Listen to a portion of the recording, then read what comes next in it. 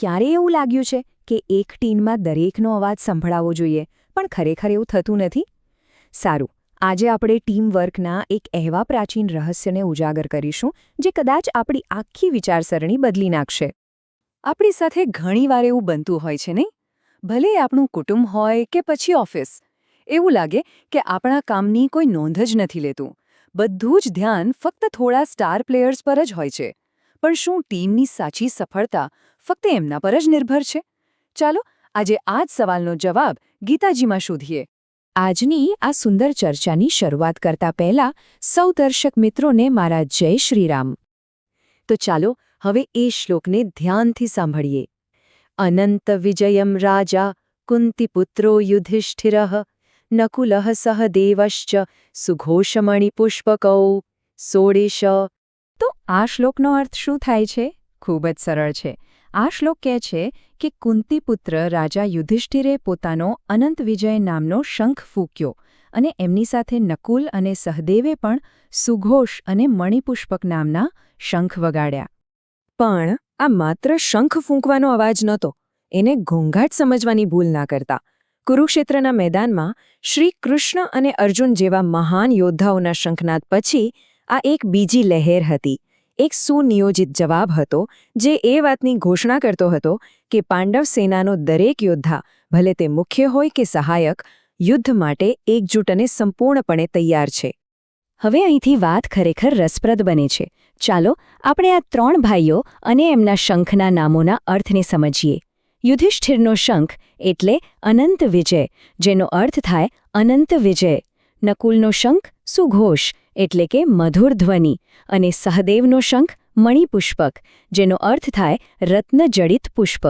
આ માત્ર નામો નથી મિત્રો, આ તો દરેક યોદ્ધાની અંદર છુપાયેલી એમની ખાસિયત, એમની તાકાતનું પ્રતીક છે. ચાલો આને જરા વધુ ઊંડાણથી સમજીએ. યુધિષ્ઠિરનો અનંત વિજય શંખ એમના ધર્મનિષ્ઠ અને અડગ નેતૃત્વનો અવાજ છે. નકુલનો સુઘોષ શંખ એમની ખાસ આવડત અને આકર્ષક વ્યક્તિત્વનો સૂર છે. અને સહદેવનો મણિપુષ્પક શંખ એમના શાંત જ્ઞાન, મહેનત અને ધીરજનો પડઘો છે. હવે વિચારો, કોઈ પણ ટીમને સફળ થવા માટે આ બધી જ ખૂબીઓ કેટલી જરૂરી છે, નહીં? હવે જુઓ, આ હજારો વર્ષ જૂનું જ્ઞાન આપણા આજના જીવનમાં, આપણી ઓફિસમાં, આપણા ઘરમાં કેવી રીતે લાગુ પડે છે? યુધિષ્ઠિર એટલે આજના એ મેનેજર કે લીડર જે આખી ટીમને સાચી દિશામાં, નૈતિકતાથી આગળ વધારે છે. નકુલ એ સ્પેશિયલિસ્ટ છે જે પોતાની ખાસ આવડતથી પ્રોજેક્ટમાં જાન ફૂંકી દે છે. અને સહદેવ એ શાંતિથી કામ કરનાર એનાલિસ્ટ કે ક્વોલિટી એક્સપર્ટ છે, જેની સૂક્ષ્મ નજર વગર ટીમનું કામ અધૂરું જ રહી જાય. તો આ બધાનો સાર શું નીકળ્યો?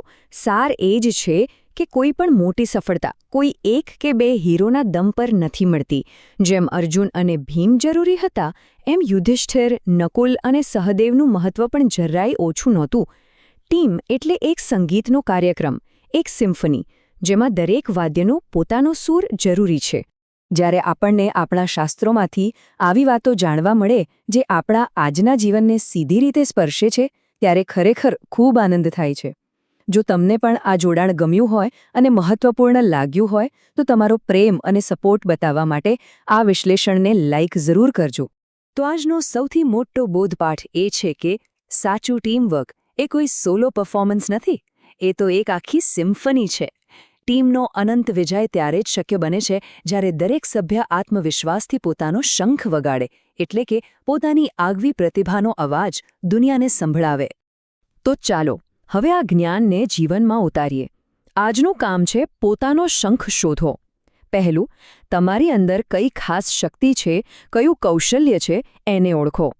બીજું, વિચારો કે એ શક્તિ તમારી ટીમ માટે, તમારા પરિવાર માટે કેમ મહત્વની છે. અને ત્રીજું અને સૌથી અગત્યનું, આ અઠવાડિયે પૂરા આત્મવિશ્વાસથી એ શક્તિનો ઉપયોગ કરો અને પોતાનું મૂલ્ય સાબિત કરો. આશા છે કે સૌ કોઈ પોતાનો શંખ શોધીને એનો નાદ જરૂર કરશે. અને આવા જ ગહન અને જીવન ઉપયોગી વિશ્લેષણ માટે આપણી ચેનલ સનાતન રહસ્ય સાથે જોડાયેલા રહેજો. આપણે કાલે ફરી મળીશું અને અધ્યાય 1ના શ્લોક 17ના ઊંડા રહસ્યોને સમજીશું. ત્યાં સુધી જય શ્રી કૃષ્ણ.